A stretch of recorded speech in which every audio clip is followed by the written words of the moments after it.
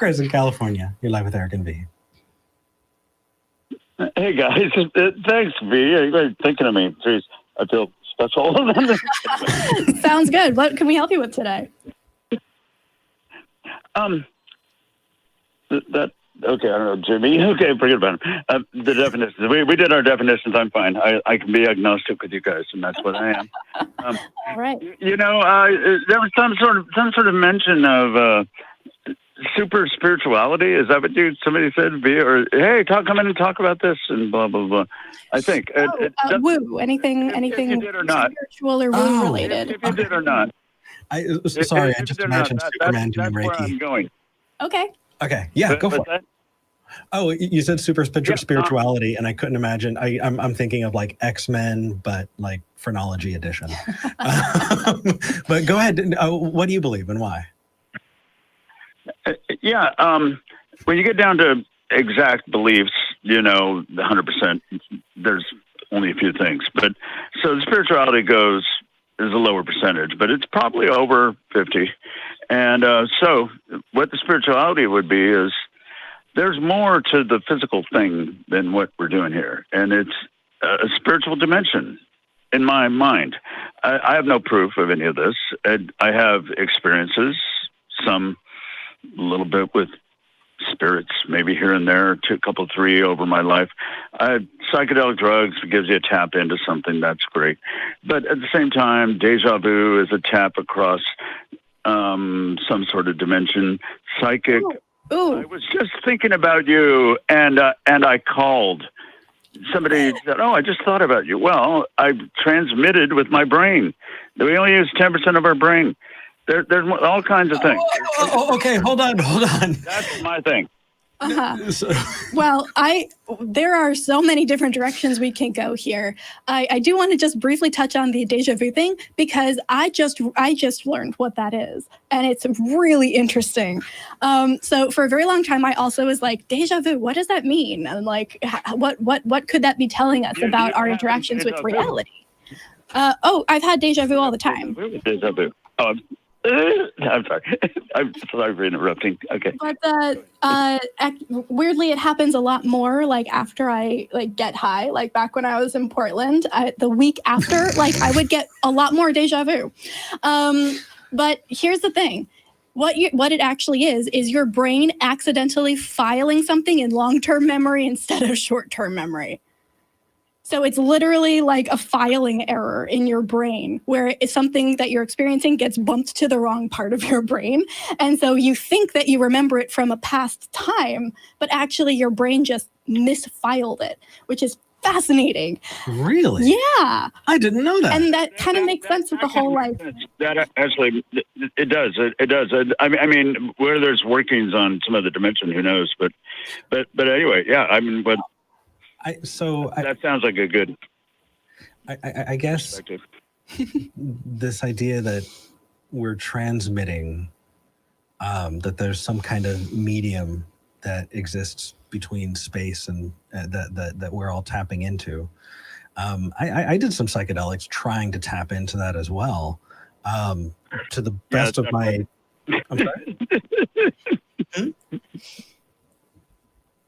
Say again? Doesn't work. Yeah. Well, it's fun. That's a fake way to do it. It's a fake way to fake news.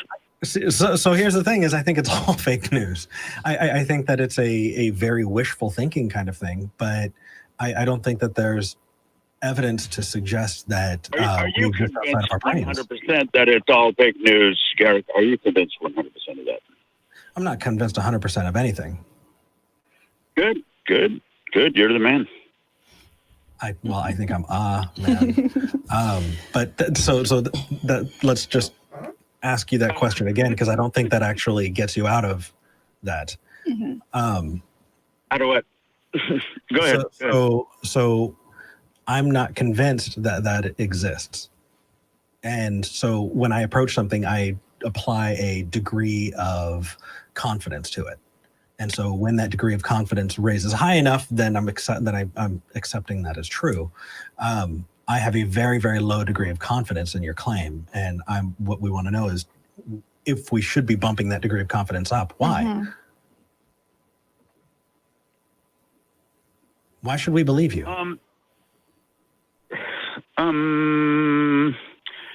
It's your own experience. If you don't have a similar experience and you don't follow me from that perspective, then go ahead, do what you do. But doesn't the truth matter to you? The truth. Okay, define the truth. That which corresponds to reality. The truth matters to me. Yes, it does. Okay, cool. So one of us likely has a closer bead on the truth than the other when we're discussing this spiritual realm or collective unconscious, the way, whichever way you're describing it. Are you implying that it's you, Eric?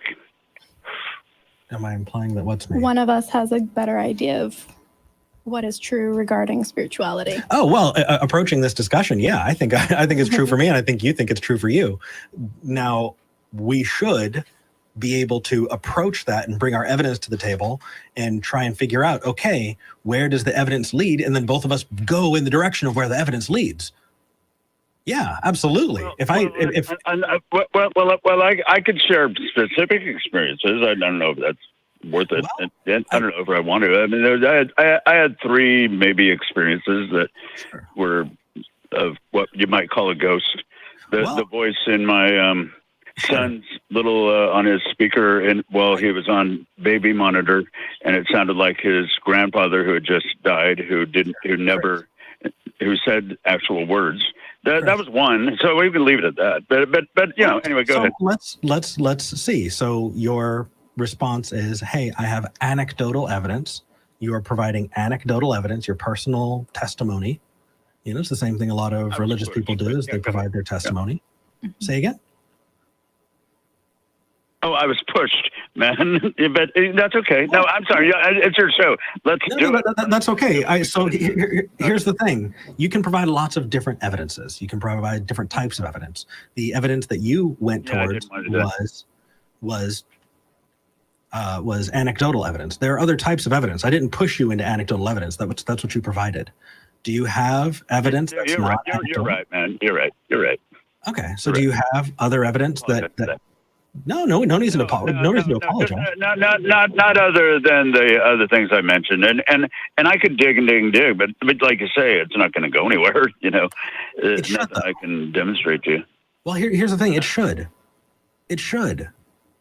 because if there's not good evidence for a thing, I think that it should matter to you. It's good to ponder about the issues. Yeah, what's that? I think it should matter to you. I think that if it should convince you, it should convince me, and if it doesn't, then I need more evidence, or you need to increase your investigation of it. I want you to have a close connection to what is true about the world. I want you to have the best tools possible to look at something and go, okay, does this belief correspond to reality?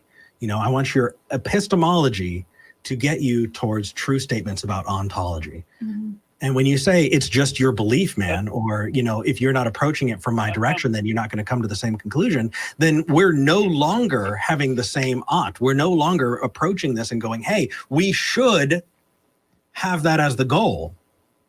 It doesn't sound like you have that as the goal.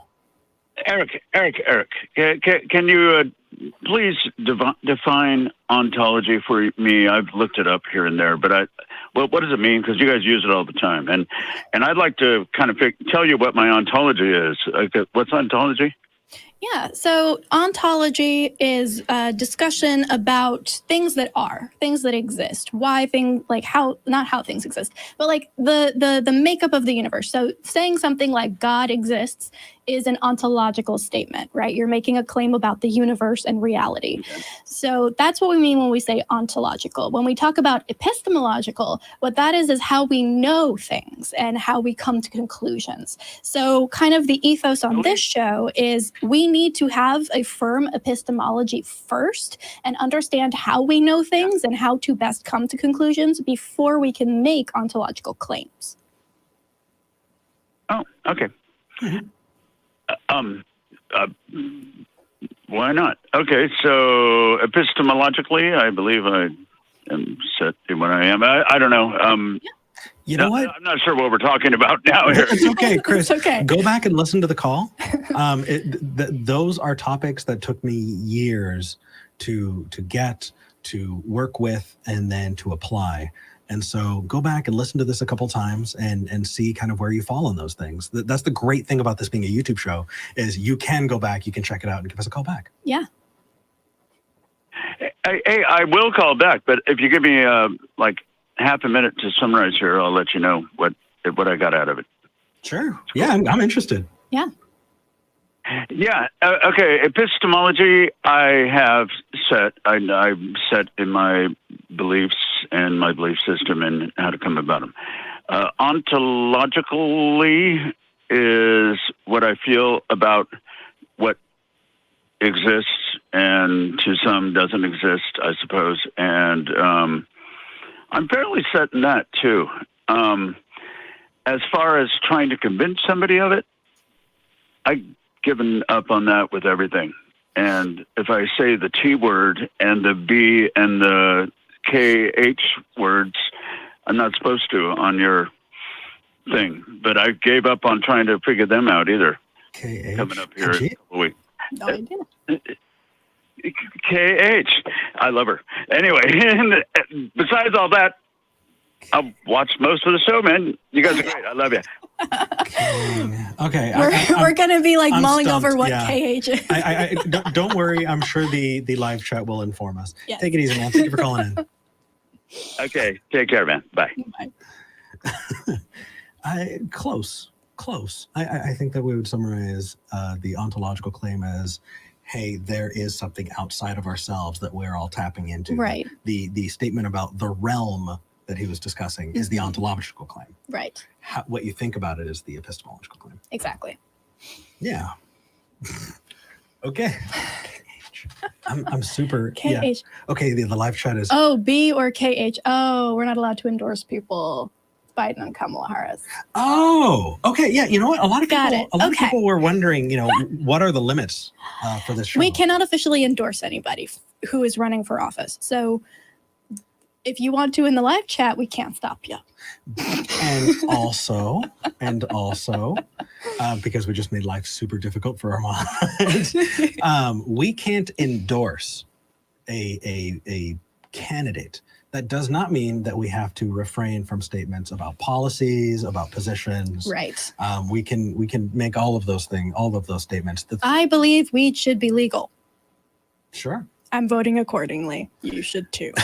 All right. Yeah. Okay. Let's go with that.